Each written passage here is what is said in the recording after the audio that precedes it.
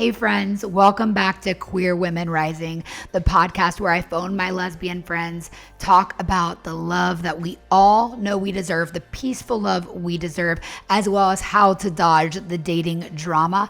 I'm your host, SophiaSpallino, and I'm so excited to be here with you today. I'm recording on May 14th. This will probably come out some point in July. I'm so excited. In 10 days, I have the next luxury lesbian retreat with my ladies at Canyon Ranch. If you've never heard of Canyon Ranch, it is where you go when you want a full reset, where you just want to hit the reset button on life. I am so ready to tap out and turn on to life with the incredible single lesbians that are coming with me. I only take a handful with me on each trip. The last trip we had 2 women fall in love. So I feel really good about that. There were 7 women total. Out of those 7 women, 2 are dating, and my heart is just so happy. There's so many ways that I'm, participating in helping women fall in love, whether that's the lesbian dating platform, Queer Country Club, matchmaking, or coming to the luxury lesbian retreats. But the retreats are so fun, selfishly for me, because I get to hang out with you in person and we all get to really relax together. So I'm really excited for the next one, and I'm sure you'll see updates about it on social media by the time this is out. If you're curious about coming on a retreat with us or working with me as your private matchmaker or coming into the Queer Country Club, all the links will be in the show notes. Today is going to be, before I get into today, hello, we have had our first proposal happen from the Queer Country Club. Now, it is May 14th, and we have been out since I believe we launched the first week of July, maybe last week of June, first week of July.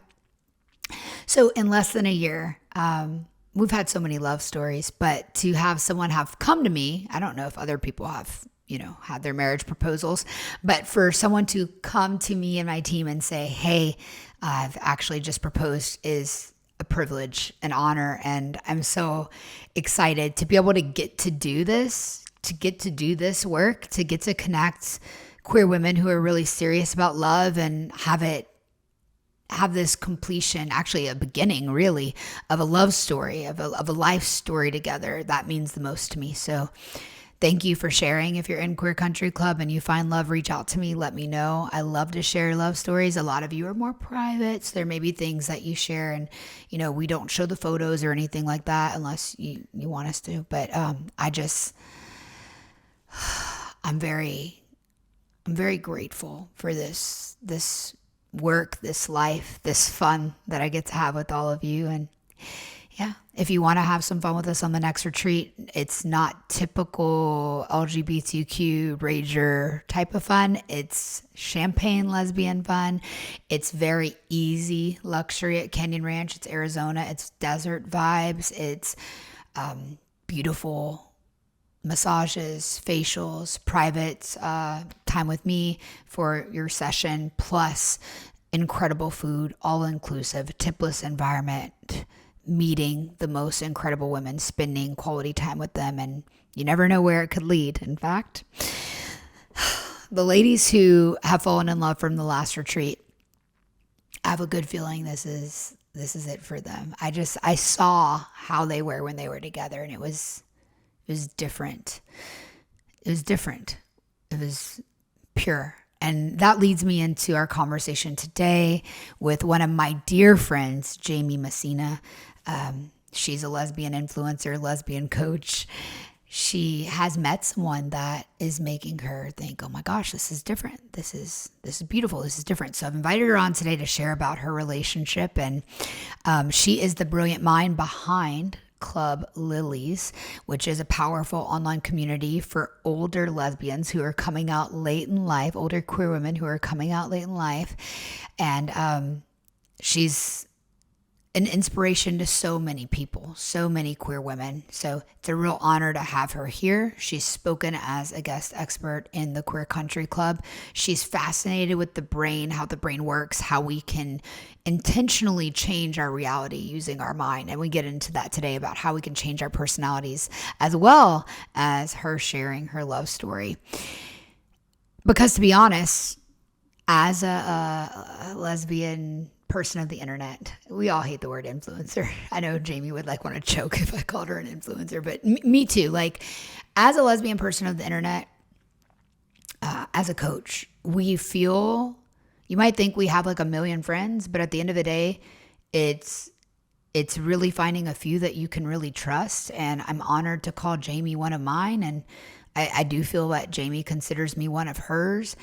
And to be able to lean on each other when we are going through tough times and celebrate with each other when something good happens, when we meet someone incredible, and to really trust in the confidence, the privacy that we give each other means so, so, so much. So today she decided to come on and bring one of our friendship conversations live for everyone, because at the end of the day, I've seen this woman help so many queer women heal.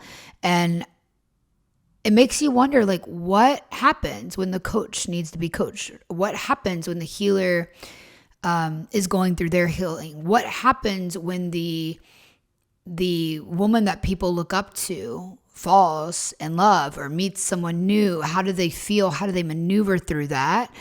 Getting those raw conversations out is a privilege. So thank you for doing this with me, Jamie. Hi, I'm excited to be here. It's been a while since I've seen your face. I know. I'm like, it's like one of our usual phone conversations, just like a FaceTime, which we don't FaceTime. So, No. Yeah. yeah. I feel so freaking lucky in the world, like lesbian world. Like, let's be real. There's like a lesbian world, then there's like lesbian influencer world. And I feel like the most lucky girl in the world to know so many. No, let me not say so many. A handful of incredible influencers who are really who they are. Like, they're just that in real life. And I get on calls with women all day, and they'll tell me their experiences with other lesbian influencers, like famous TikTokers and stuff. And I'm like, oh shit, like that's terrible. And it's a privilege to really know your heart and like coach to coach be friends. And I Yeah, appreciate that.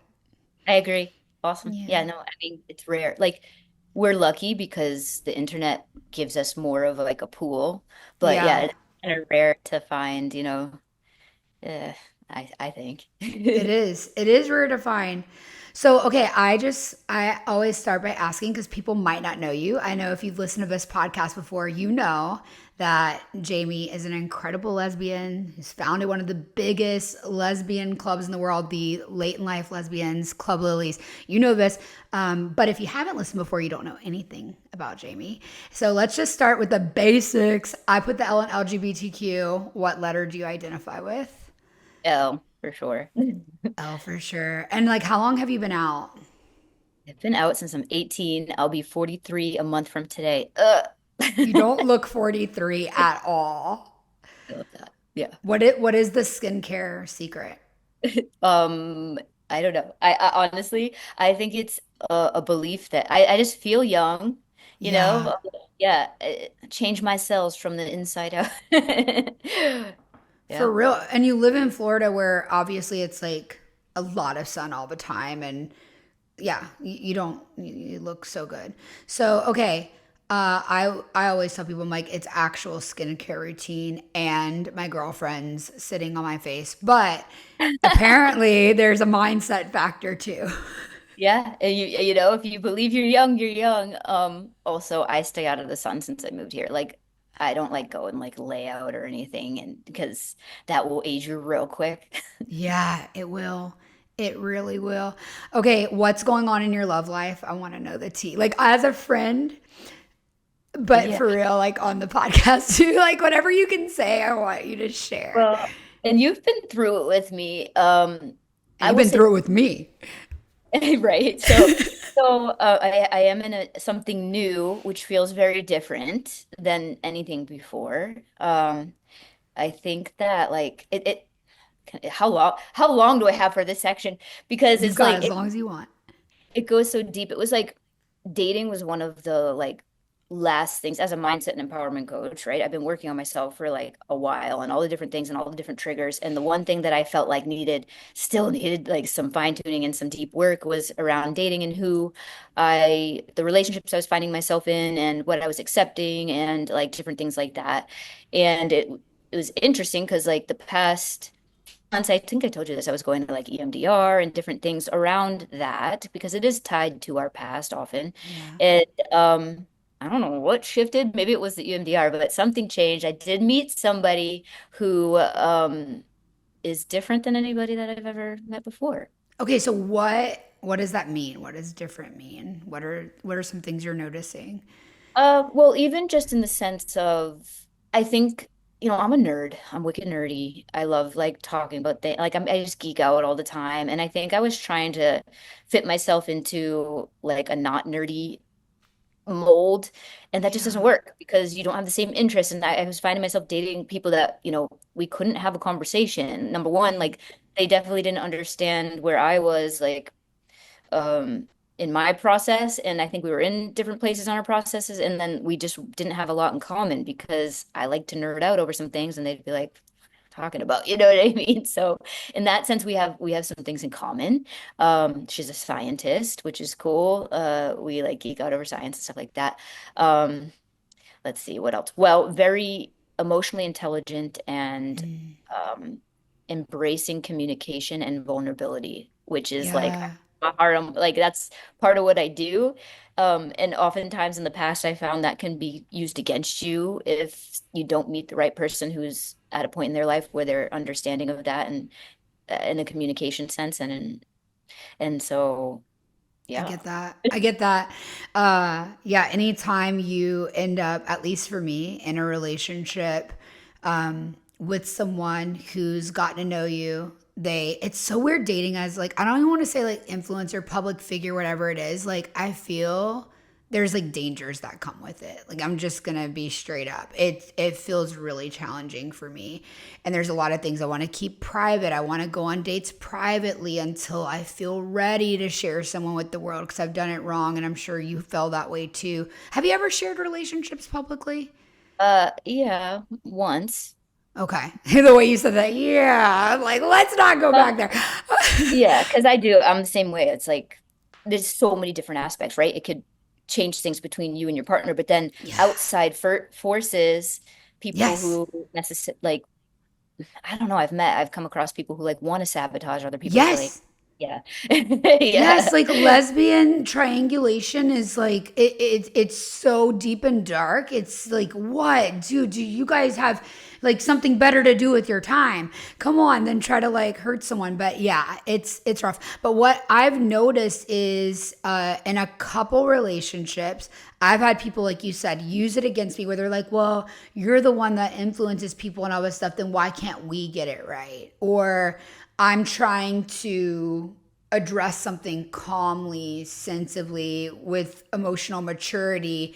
And then they keep pushing, pushing, pushing, digging, digging, digging. And finally, there's a blow up moment. And they're like, well, you're the coach, so you shouldn't be like blowing up. Well, you're still human. Yeah, it's a reactive abuse, dude. Anyway, yes, we're still human. Exactly. So, like, as a coach, a healer for so many, like, that's what people know you for mindset. I'm sure you've been navigating like so much tension between like being this real human versus actually really dating and having someone appreciate you for who you are on the internet, see you for the real person you are in real life, see how it's the same thing, but also like, not worship you for being the famous influencer and not I'm not. not use it against you. Yeah. No, sorry. I was just laughing because you're famous. I'm not. But yes, I know what you mean. What are you talking about? I see you as being like 100% equal in lesbian world. Oh my God, that's funny. Yeah, I Yeah, mean, dude. oh, Like you're Jaime definitely. Messina. Like I'm honored to be your friend. Honestly, like I still think of it as like a little fangirly when I see your text come up. I'm like, oh, my famous friend. I Yeah. do. Well, no, yeah, for sure. I mean, all those things. I definitely agree. And like we're human, right? Like people think coach and they think that that means like, oh, you're the expert, you can never do or these things. No, we're human beings. Like the whole point, at least for me, is like I go through it too, which is why and I coach on it. Like, and part of coaching is not that we're saying we're perfect. It's that when things come up that we need to shift or adapt or, readjust, we do, and we recognize it, and we can Yeah. uh, acknowledge it, and and then move forward. But some people, especially people who have no idea what coaching is or are anti, are like, oh, you just think you're better than everybody. No, that's definitely not it.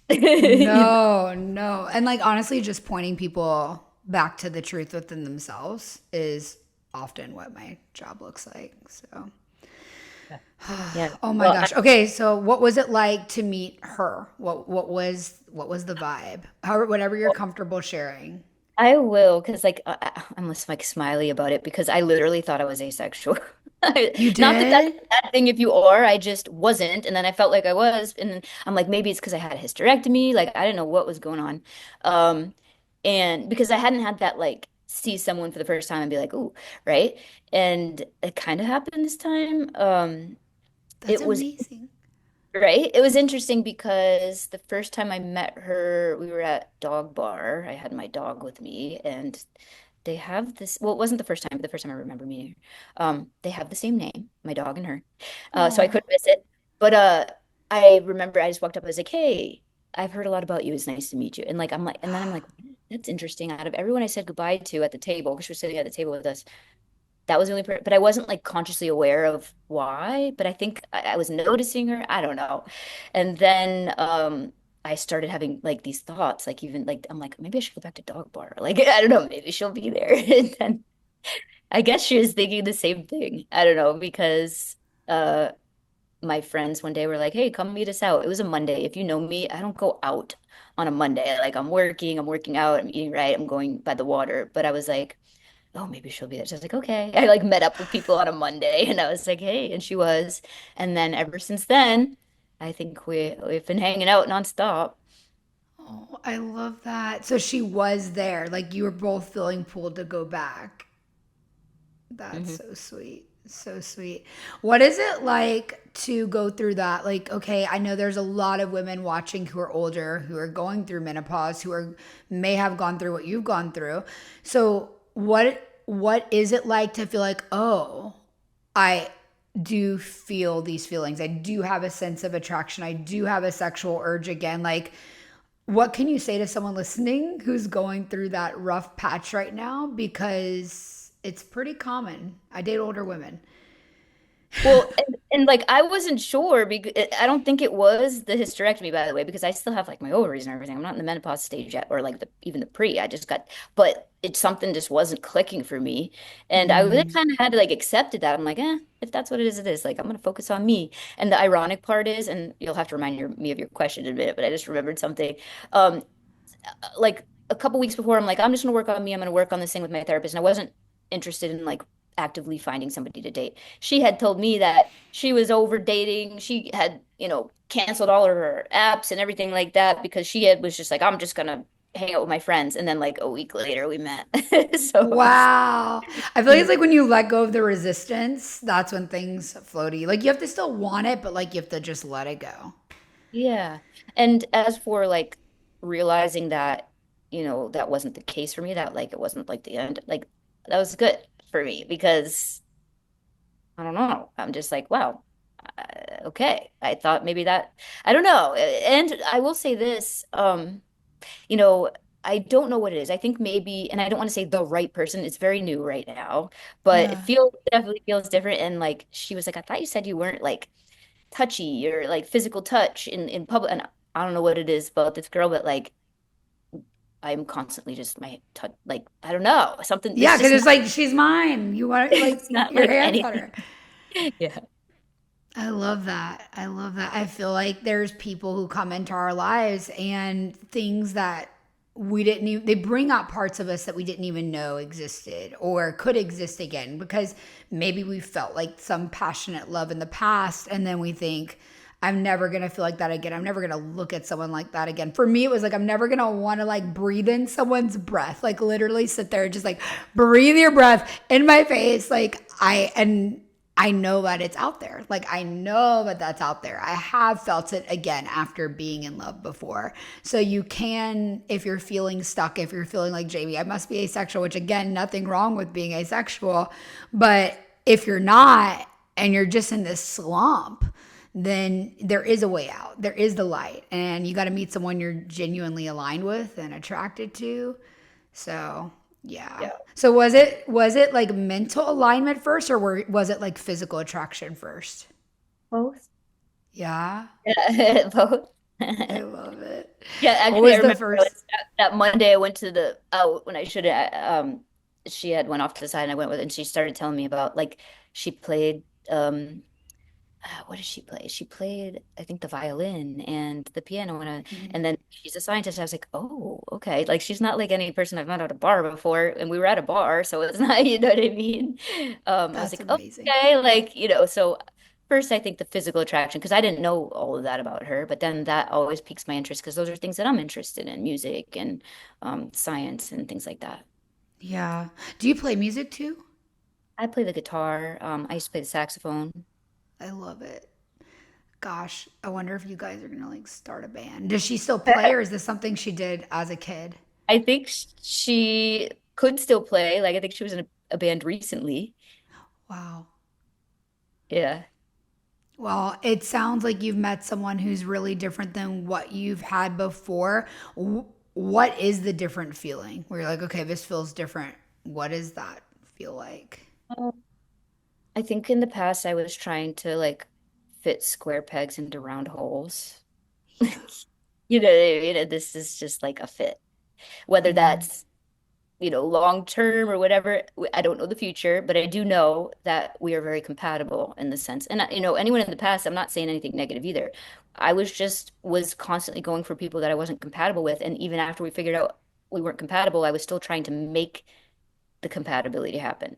But that's not Mm, really how it works sometimes. yeah.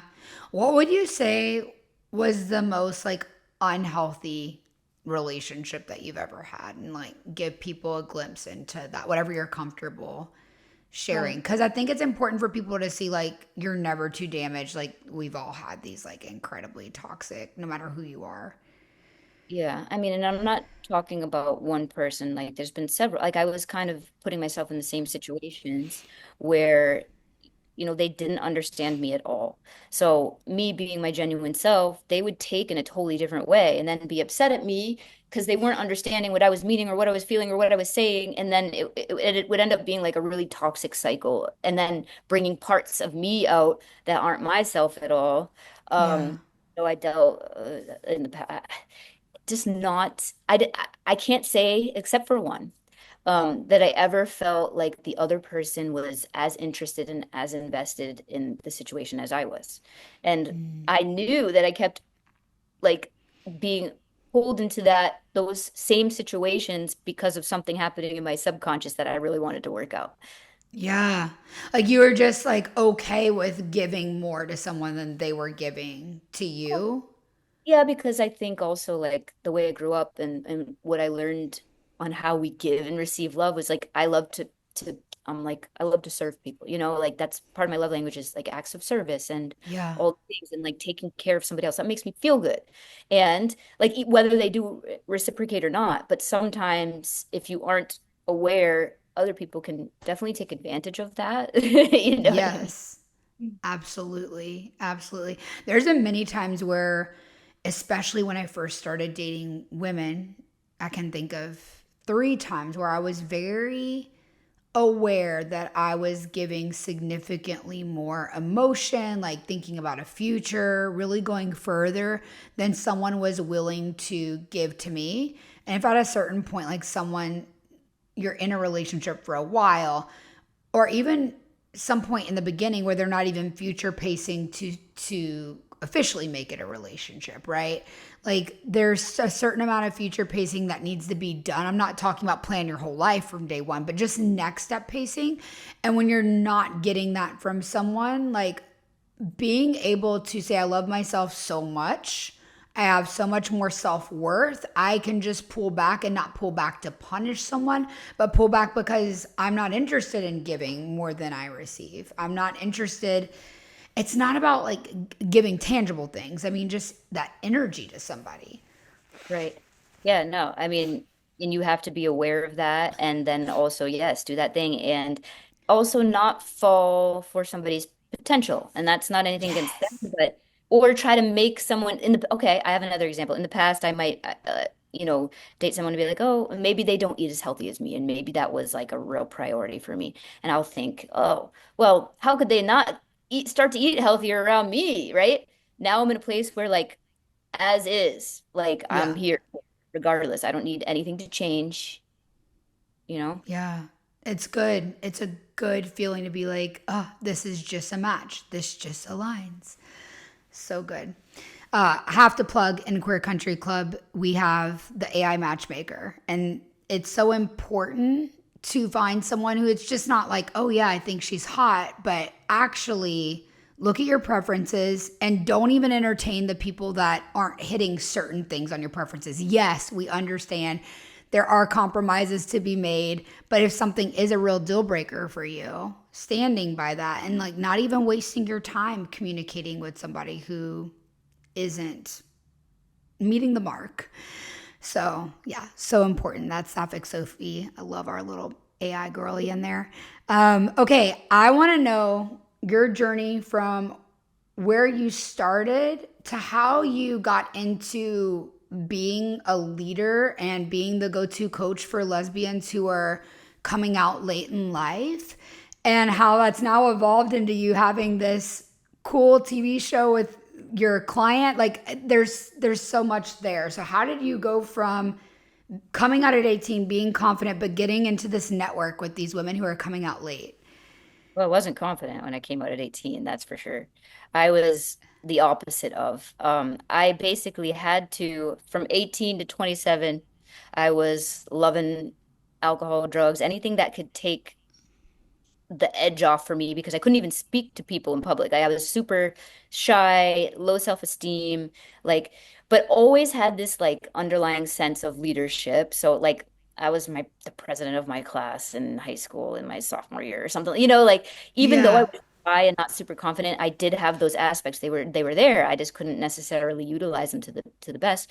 But when I finally hit 27, it was like kind of rock bottomish for me. I had gained a ton of weight, college is done, my job wasn't the most fulfilling, and I was just at a point, my depression, anxiety got a lot worse, and I was at the point where I really just wanted to end my life. I didn't like it, and every day I would think about this every Wow. single day, but I would also think about my niece and nephew and how I could never do that. And so like I found myself just like literally praying and being like, all right, what do I do? What do I do? What do I do? Right. And then long story short, because it is a long story, I decided I was going to get fit. And my friend sent me this thing, and she's all, oh, here's this fitness thing. It was like Beachbody. It's an online group. You don't have to go to the gym because I was too shy to go to the gym. And so I was like, all right, I'll Oh, try. Whatever, I'll do it, right? And then that kind of instilled in me because somehow I got super committed and I had a very awesome physical change. But what happened with the physical change was my depression started to lessen. I was like looking people in the eyes. I was smiling. I was actually happy for the first time. I was like like feeling joy for the first time, and I couldn't remember. And they also encouraged personal growth, and we did trainings and we read books, and so that just started to be something that I became addicted to, I guess, I which love led, that.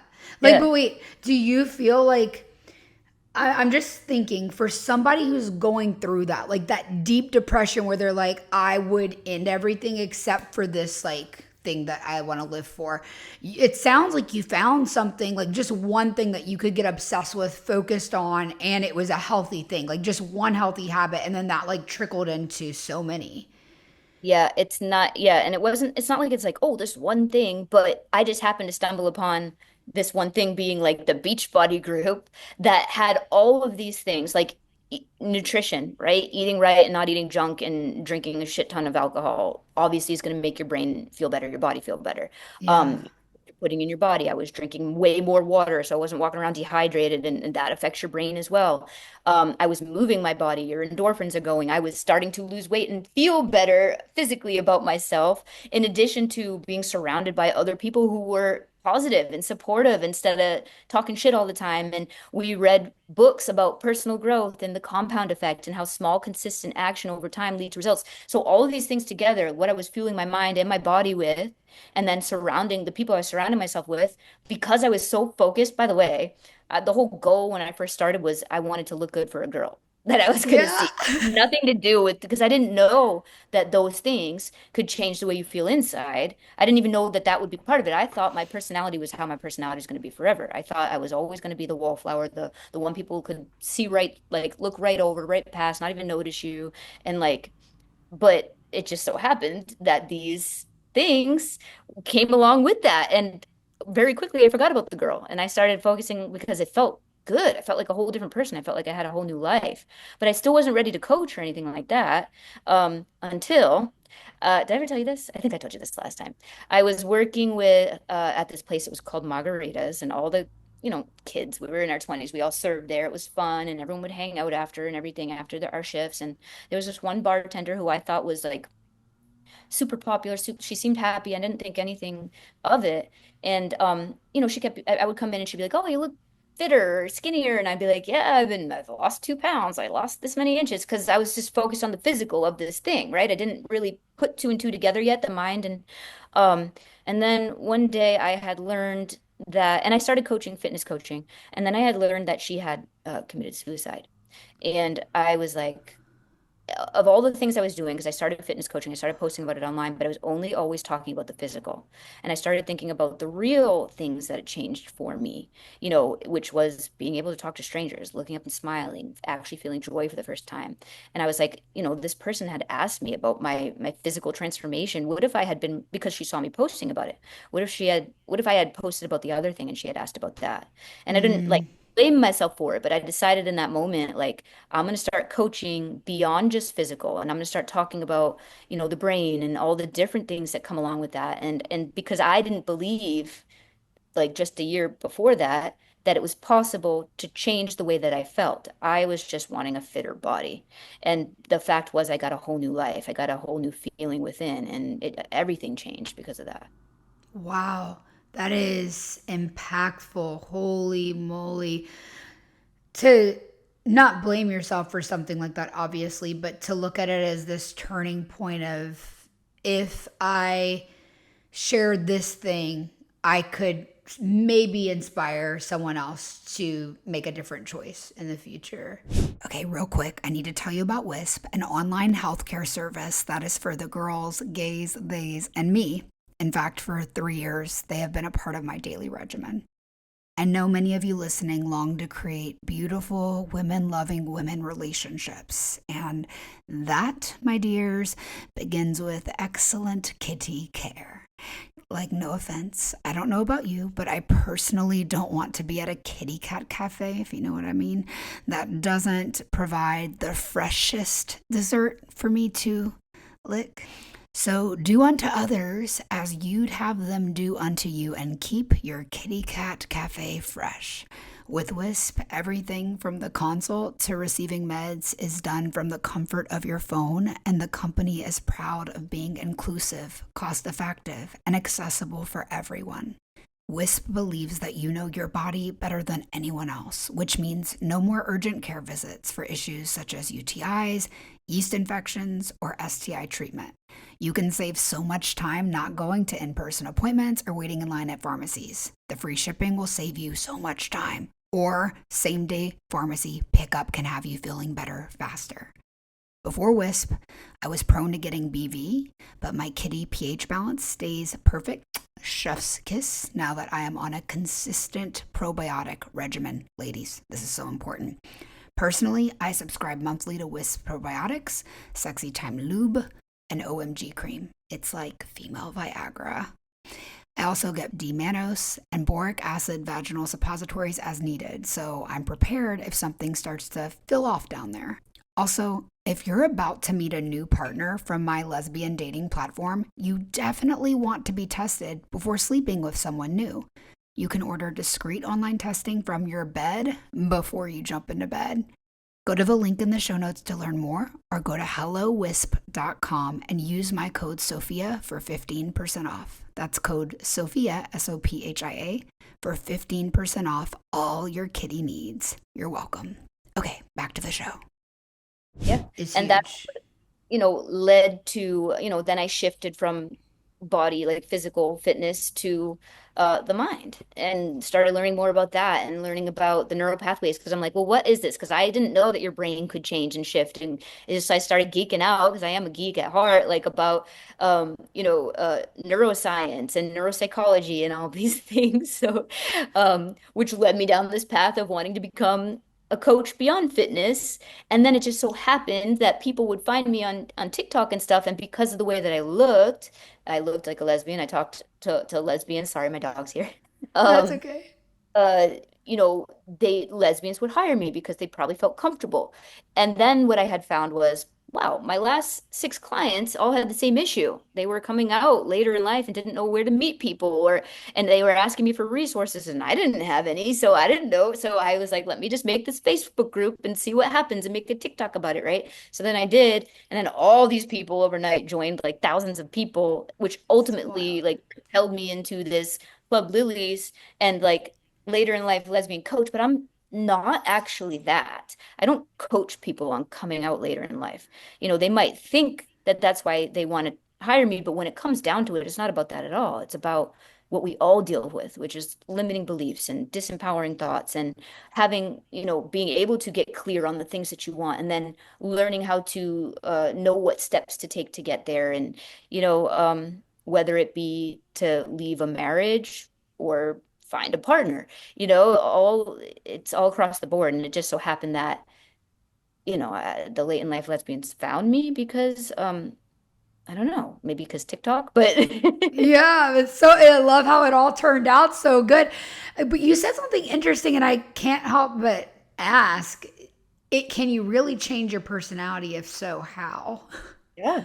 Oh, absolutely. Because, and I didn't think you could. My personality before I got into the fitness was very negative.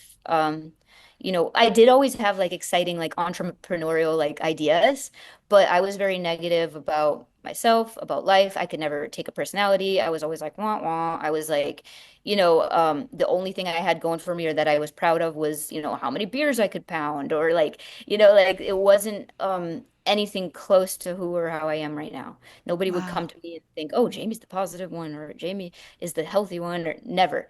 Um, so yeah, I mean, personality, there are things that are core to us, right? But the things that were core to my personality were the things that were being pushed aside, because I always had that leadership core trait within me, but that was being pushed down and overcome by my anxiety, my depression, my low self-esteem, you know? Yeah. It's interesting because I'm sure there are people listening who think maybe they listen to this show so they can be more confident in dating women. Maybe they just want to hear other stories and they want to be more confident in the decisions they make in life, whether it's their business, whatever it is. But to know that you could go from literally not looking someone in the eye, Jamie, to now being this known leader is like insane. And I use this all the time because you don't understand. I took an F in one of my college courses because I didn't want to stand up and I couldn't. When it was time, first of all, there were only like 18 people in the class. It wasn't even a big class, okay? And we had to do some kind of like presentation. My throat would close. Like it was bad, like I wouldn't go to class on the first couple days, so we didn't have to do those like icebreakers. I remember like they were just I would hide at every chance I could. Wow. That's wild to think that you could go from that to who you are now. My best So, friend growing up had to, if we went shopping, she used to have to bring my clothes up to the counter to interact with the clerk and pay for them. Literally. oh my gosh. Yeah, that's like it. Wow. So, I know that if you've been able to have this transformation for yourself, you've definitely been able to help your hundreds of clients. What is your favorite success story? I have a bunch. Obviously, Myra's who we just did the Yeah, short still. documentary on. Um, she She hired me because her mom had just passed away. She is a late in life lesbian. She had just realized it. And her entire life, she would hide behind her hair and her clothes because she was trying to fit in to look the role of the straight person. Mm. And she really, her whole life just wanted to be more masculine, in the sense of her hair, especially, and like her clothing. And so, but she didn't feel comfortable in doing that. You know, she's in Vegas, she doesn't have a lot of gay friends, she's a doctor. A lot of the doctors are like old school at the hospital she works at. And so, she had a lot of internal homophobia and different things like that. And so we worked through all that. And then at the end of our time together, she flew here. We got her a haircut. We got her a little makeover. We got her a fitted suit and also got to share her story, through a short documentary that I created on for my YouTube. So that was one of them. And it's Um, beautiful. You guys have to go watch it. The transformation's amazing to just see someone go from being, like you were saying about yourself, like so shy, just being a totally different personality to just blooming into who you really are. I mean, you've probably gone through it yourself if you're listening to the show. One thing you just touched on was the internalized homophobia. This yeah, is something that I've been out for 4 years and I'll still notice things in me that I will be like, just I don't know. I'll just notice it and be like, that's not good that that's still there inside. So, what are the things that you notice in clients that are the hardest to get rid of when it comes to internalized homophobia? Because I feel like if we could name it, we could all like check ourselves. um, I don't know about clients, but I'm thinking about myself for Sure. a while. Uh, it was definitely something that I had to learn because it would affect, dating. Being physical in public, like even just holding hands, I would never be comfortable. I'd always be looking over my shoulder. And I don't know if that's because, I came out at a time when it wasn't, well, and we're back there though, in a sense where we have to worry. Yeah. It was legal to get married. It wasn't cool, like nothing. So like I was, oh, and people would say shit back then. But then, in between from then and now, it really wasn't. But now I'm kind of at this place where I don't care anymore, but it's still maybe some people don't feel safe. Yeah. Um, yeah, so like when it comes to internalized homophobia, it's that it's maybe thinking that your relationship isn't doesn't matter as much as maybe your straight siblings or like Yeah. things like that. What do you notice within yourself? That's really interesting. Like my relationship might not be as valid to people that I love, which really hurts, right? Whenever I'm in one. Another thing is, this is really vulnerable to say, but like there are times where I still get really shy about enjoying sex as much as I do. So if I'm with a partner and I'm like so proud of myself because I just gave her 5 orgasms in a row, I will like try to mask it on my face because I'll just be like normal, like it's fine.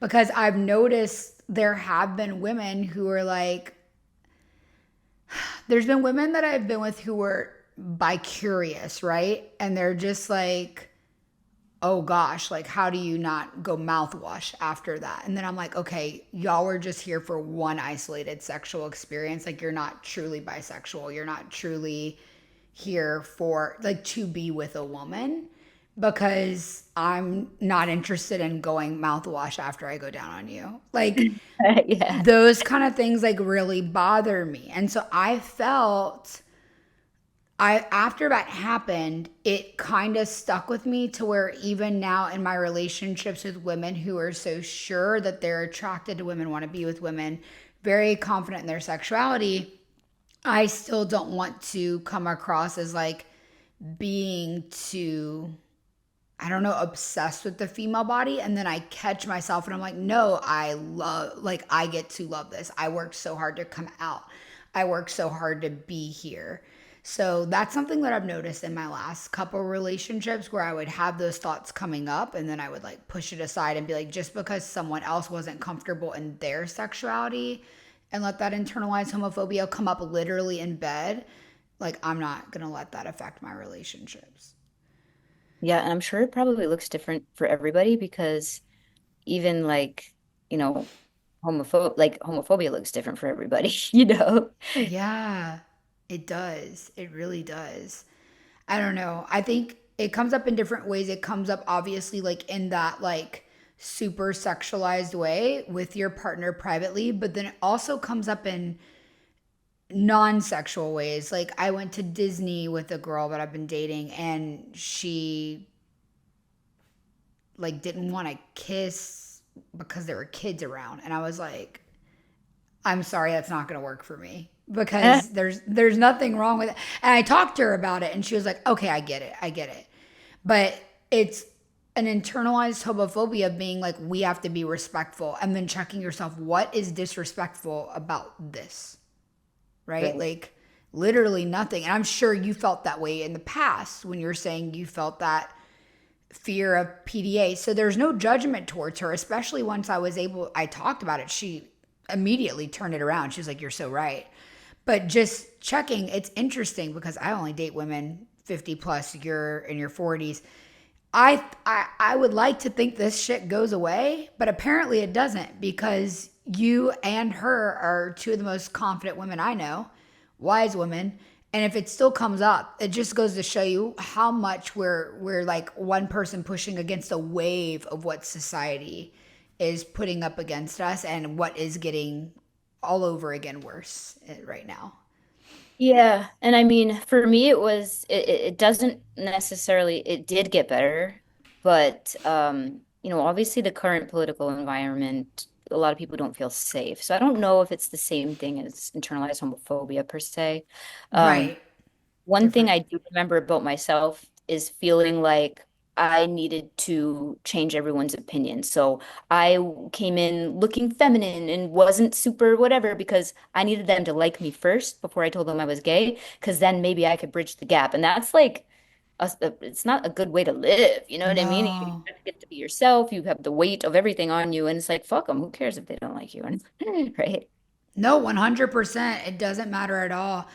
Yeah, it's so interesting how we try to like shape shift to make sure people do like us. I found that for a long time I would try to just be like, "Oh, I'm neutral about this thing."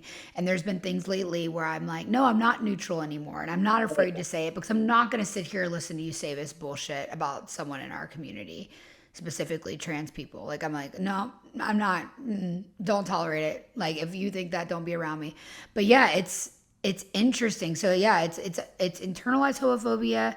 It's also straight up safety. One thing as I get into much deeper with private matchmaking clients, many of them come to me because of not internalized homophobia, but like you said, the safety of it because of their careers. Like they're so private or they work in like these sectors that are just not inclusive to queer people. And so it's one of the saddest calls I've had recently is like, Sophia, I have so much money, like so much money. I don't know what to spend it on.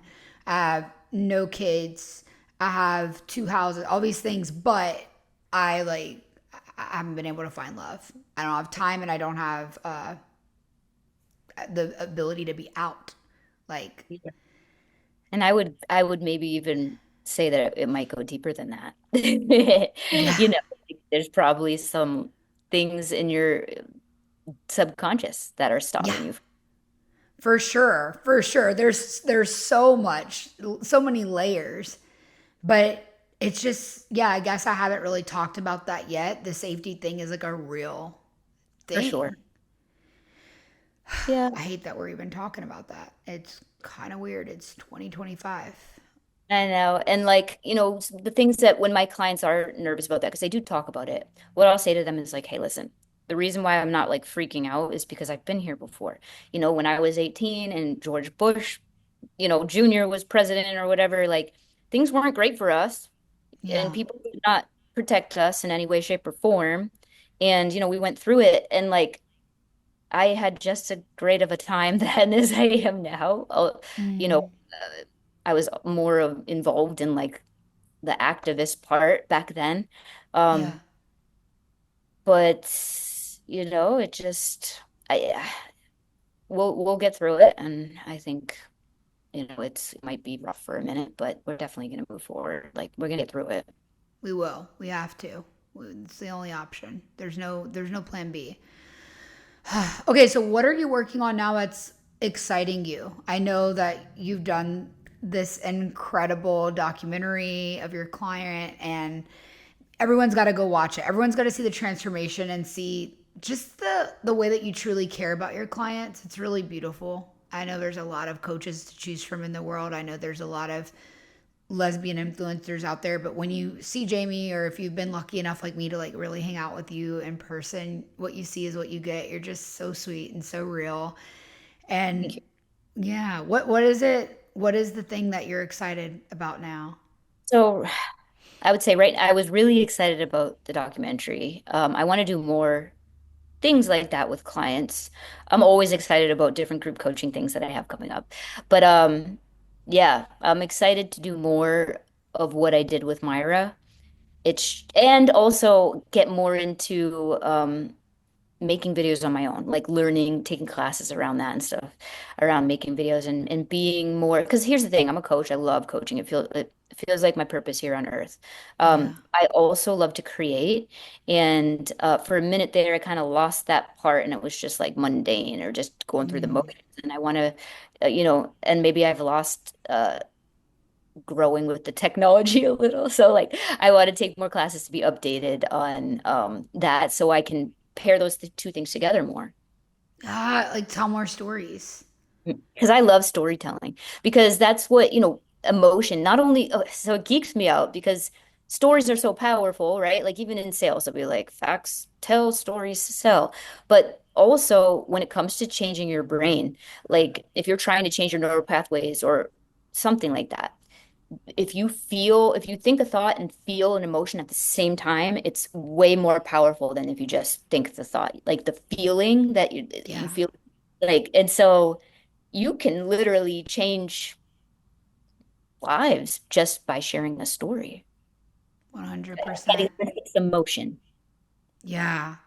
So for you, it's about taking classes and then like taking people through more transformations. Is that what you're I would thinking? like to, yeah. And I wasn't thinking necessarily physical. Like I have a few ideas of different clients that are going through much different things, but we would share, their story.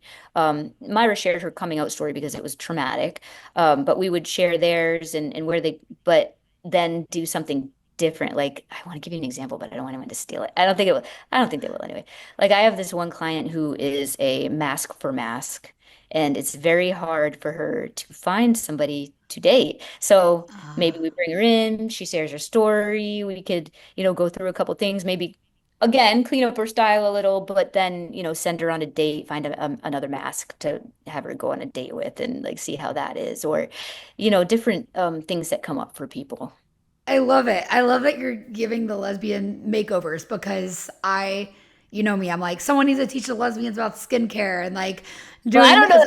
know. But you're giving a makeover, and I think that's amazing. Like giving someone the makeover to be who they really are. It's more like a make under, honestly. Yeah, yeah. I don't like the word makeover because we're not doing like the whole like, all that other stuff. It's really like, okay, what feels like you? Like, and sometimes they don't have the ability, like even that client that I was talking about, where she lives, there's not a lot of options for her to go shopping. And maybe this is internalized homophobia. She doesn't necessarily feel comfortable walking into stores that she does Yeah. want to dress, buy clothes in because they're men's stores. And I remember you used to feel that way too. I've never thought about that. As a femme, it's something that's a privilege of being a femme that I don't ever have to think about. I went shopping with a girl I was talking to, and it was really interesting because I'm very confident at grabbing something off the rack and being like, try this on, daddy. Like, all sexy like. But I wonder how I would feel being the one just walking in on my own. That's actually really interesting. I remember being like 19 years old. I was a sociology major, so I always thought that's how my brain works, right? And I remember, and of course it was different then, but like again, maybe it's come back around. Although a lot of gays are in the retail space, but I remember walking in at the mall to different places and noticing or feeling like I noticed a difference between when I walked in dressed the way I wanted to dress, like a little mask lesbian, or coming in dressed where I would shove myself into feminine clothes that I didn't feel comfortable in. And I felt like people who work there wouldn't come up to me right when I walked into the place when I was dressed like a little lesbian. I get it. I like those social experiences are some of my favorite things to do. So I've never done that one, obviously, because I'm not masculine. But when I go to the airport now, I purposefully wear a dress because the more feminine I can appear, the more likely I'll have men help me lift my bags over the overhead bins. And look, my guns are small, okay? Really Listen, I'll small. say they help me too, but that's because I'm little. I'm like 5'1" on a good day. You are so little. I would have Yeah. hugged you in person for the first time. I was like, oh, she's so tiny. And I will say this now when I go into stores though, and this is why I'm saying it's not even like it used to be. I live in Florida, right? You would expect it to be bad. Now when I go into stores, like people want to talk to me. They think I have a cool style. Like, You so do. I and I do dress masculine and clearly look like a lesbian, although my hair is growing out now. And I haven't encountered that same experience as I did back then, but I'm sure in different parts of the country maybe they do. Yeah, yeah, maybe so. It's it's interesting to go back in time and like you said, be like, okay, it was like this then. It's kind of getting back to like this now. We will get through it. That's I forget that. I forget because I'm 32, about to be 33, that like you guys have lived through this bullshit already. So that And it gives was me a little bit of it was hope. better for me at 18 than it was for the people before me. And, like, so Yeah. Yeah, we have to remember that. I love how you are in real life. I love how you are here. Thank you for sharing your stories. I know that's why people love you, why when they coach with you, like they coach probably really long term because because you're just raw and you just keep it real. I know that's why Queer Country Club loved you when we had you inside. Sharing about the brain, how to break some habits, how to start new habits, how to open your heart to love. I would love to have you come back in for sure and coach because they loved you. So, you guys, if you're listening and you're curious about working with Jamie, you can reach out to her and also join in Queer Country Club because we will have Jamie coming in as a guest expert. I know that. We also have a recording of her past coaching about call in that. there. When I was in there, I forget if I talked about like manifesting your soulmate or one of the things. And at the time, I had been practicing manifest, and I had this whole little 10-day manifest your soulmate. And the joke was that I manifested my dog from that because she was like the girl I wanted, except she was a dog. And I was like, huh, maybe I didn't say person. And then the irony is the person that I met happened to have the same name as my dog. So maybe it was like all that was very on purpose. Oh yeah, no, it works. Obviously, it works. And you know what? Like one thing I could say about you is during the time where you've been single, like I'd ask you like how's it going? You're like, "No, I'm doing more work on myself." Like you've just been like you really weren't like out there like looking. Like you were like, "I'm open, but I'm like I'm doing the work on myself." And that was really Yeah. really I knew I wasn't ready. I outstanding. knew there was still that piece of whatever it was. But yeah. Yeah, just a little bit more to uncover. We're like little onions, get down to the core of it. I've got therapy right after this. Like after this call, I literally have to go write down all my Oh, notes for therapy. I know it's going to be a big one. I'm like not looking forward to it today, honestly. But we good. got to do the work. Got to do the work. Thank you for being here. Thank you for having me. It's Yeah. good. Is there any coaching program that you're doing? This might air in like a month, but what's coming up that is a way people could work with you? Yeah, I should. Well, always one-on-one. Um, a month from now, my current group coaching will be ending, and I'm sure I'll be on to the next one. I just haven't decided for sure what it is, but I'm leaning towards inner child because that one was Ooh. powerful. I run 12-week group coaching programs, and the inner child one is my favorite because that's literally everything we deal with. You know what I mean? Like things that are Yeah. coming up for today, triggers, and it's not like wise adult competent Sophia. It's probably, 9-year-old Sophia, and we got to figure that out. And doing that work and connecting with my inner child and all of my clients as well has been super powerful. So I think I'm going to bring that one back probably starting right after July 4th. So I'll be, promoting it around Okay. this time. Yeah, that's perfect. If they're interested in joining that, how do they get in touch with you? You can go to my website. It's jamiecoaches.com, Jaime, like Jaime, or any of my social media. I'm the one that will, converse with you there. Love it. Instagram. I'm not big on checking my TikTok messages. It's not my favorite like message platform because you can't use the voice note. Um, but Instagram would be the way. If you're gonna message me on a social media platform, Instagram. Yeah, I admit a lot of my TikTok messages, like they just, I don't know, especially because people don't put profile pictures there. Like, I'm like, why would I respond? Like, you don't even have a, you And there's a know? lot of spam on TikTok. Yeah, Yeah. it's so unchecked on TikTok anyway.